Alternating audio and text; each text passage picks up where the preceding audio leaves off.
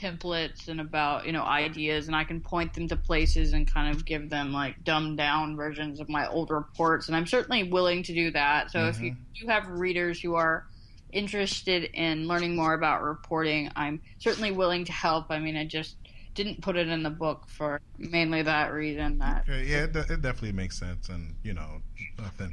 But one of the key things I noticed is that your book has been translated to a few different languages, Korean and Portuguese, to be a few. Do you know of any other languages that has been translated into?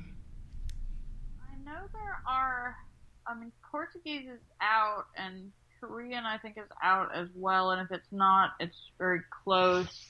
I know there's at least a couple other ones that are in production. I want to say it's Chinese and French, but I could be wrong.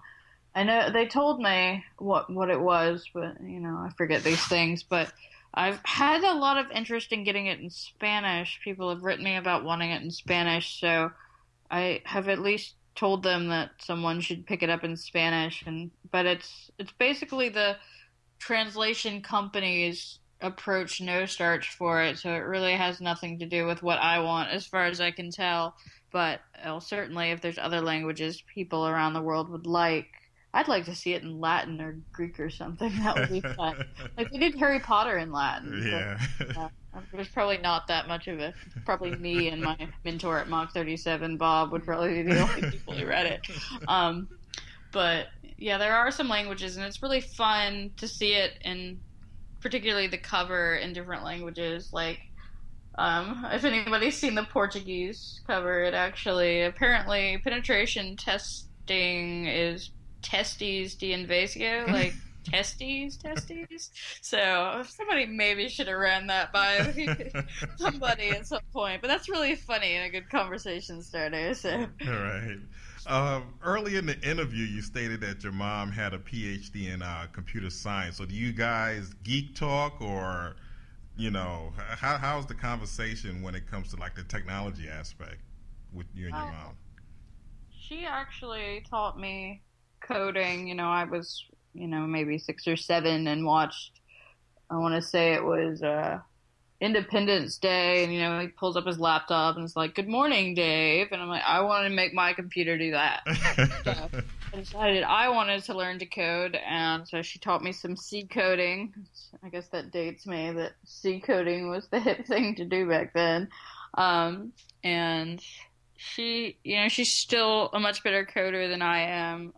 A lot of things she knows a lot more than I do. She doesn't know as much about security. That's really been my focus, but she helps me with coding. Like right now, she's helping me, write the front end for the product for Shavira. She sent me an email right before this interview about some problem that the AWS server we're using is having that I need to debug. But she's a really good sounding board for things, and she can keep up with me technically, which, not everybody has that in parents. That my dad's really good on the financial side and my mother's really technical, so both of them are able to help me a lot with my companies, which is something I'm really grateful for. Yeah, great work. Yeah, some good support. Support.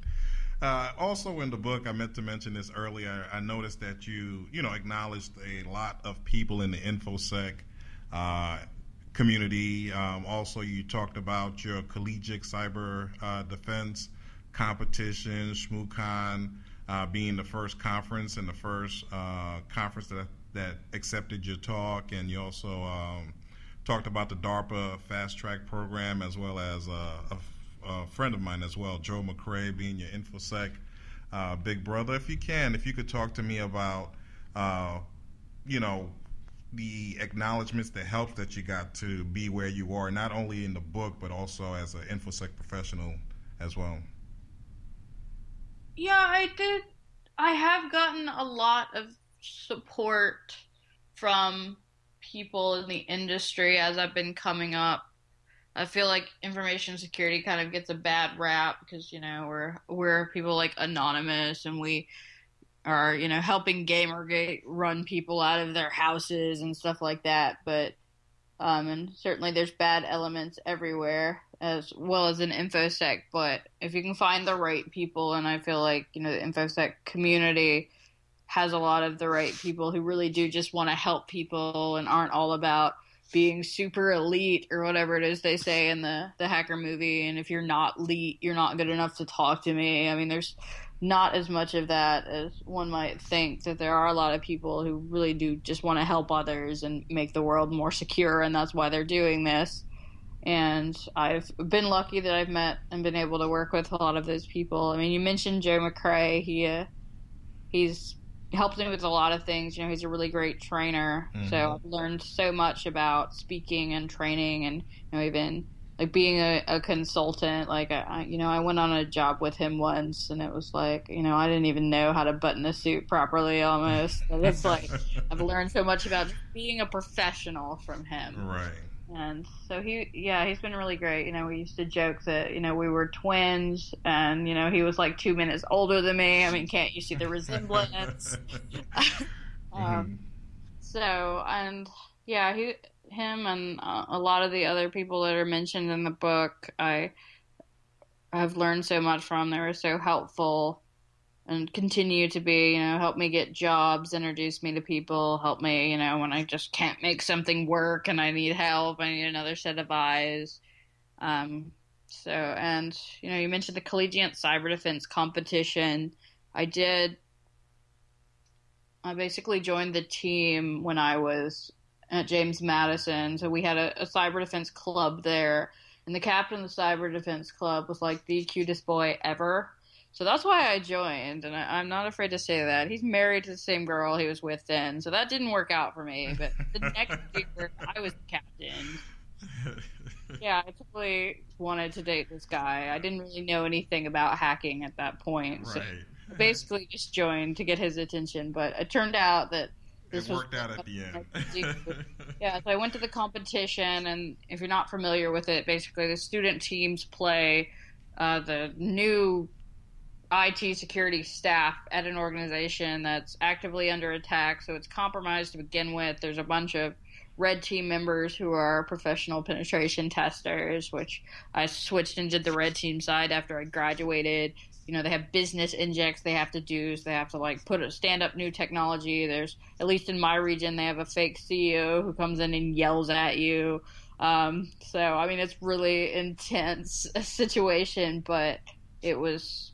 And basically, after my first competition, I was like, yeah, this is what I want to do with my life. I want to be just like the red team. So it's a big recruiting exercise for students. And so probably if it wasn't for that, I wouldn't have figured out what I wanted to do with my life. So who knew what I'd be doing right now? So I certainly, want to thank them for the opportunity, as well as, yes, I did do my first conference at ShmooCon. That was my first conference I ever attended, and first conference talk as well. So, always thanks to the Potters and the rest of the team there for giving me the opportunity. Again, I'm not really sure, there's not many conferences, of that size that, attract as many people as they do and attract as much media attention. Right. That will accept new people and really push for that. You really kind of, in a lot of cases, have to have a big resume behind you to get taken seriously at a lot of the bigger places. So I really like what they do, wanting to bring in new talent, and I've benefited from it. One of the key things that you mentioned with the red team and blue team is, do you ever think someone might be reading your book not for the purpose that you intended, and how do you, deal with that if that's the case, if you have thought about it? I mean, I've thought about it. I know that, it's something I deal with, my tool sets that I've put out as well as now that I'm making a product. It gets even worse that, that like a nation state will use it. And actually, when I first came up with the idea for the smartphone pen test framework, I actually basically stole the idea kind of from the Colombian government, because I went to the first security zone and they approached me about, wanting to spy on their citizens' cell phones. Mm-hmm. I was like, maybe we should do pen testing around this, and then send it to DARPA. So which, I mean, that's hardly a novel idea. I'm pretty sure most countries want to either spy on other nations' cell phones or their own citizens' cell phones. I mean, we've seen that ours does. So, I mean, it was hardly like a secret that people want to do this, but whenever you're teaching something like this, be it with the book or, putting out a tool set that makes it easier to do these things. I mean, tools like Metasploit get used for that all the time. I mean, it is kind of a trade-off. I mean, I hope, nothing really bad ever happens. And I hope, I mean, in a perfect world, I would hope that no one ever used what they learned from me for evil. But, I mean, I realize that's not realistic. And, I mean, it just kind of try and balance it out with, how many people who write me and say, I was starving and couldn't feed my family. And, I worked this horrible job, like doing inventory on a warehouse when I could do so much more, and now I have this great job and things are going wonderful for me because of your book or something like that. Sounds like a DeVry commercial. I know, right? It really does, but yeah, I mean, I get emails like that, and Right. I know people who have that. I mean, InfoSec has really changed their life, that they were, working in the kitchen of McDonald's before they discovered this. I mean, not to decry the kitchen of McDonald's. I'm sure it's a wonderful place to work, but I doubt anyone really aspires to that. Right. So I mean, you just kind of have to deal with the trade-off that I mean, you try and do as much good. When you're putting out products as well, it's like you're making a lot of people's enterprises more secure. You're making a lot of people individually their use of technology more secure. So I mean, for the few bad apples, I mean, hopefully most of the users and the readers will be doing it for good. Right. And again, folks, if you are listening to this podcast, you're listening to Georgia Weidman, who is a penetration tester, researcher, and author of the penetration testing book, as well as the founder and CEO of Bulb Security and Shavira.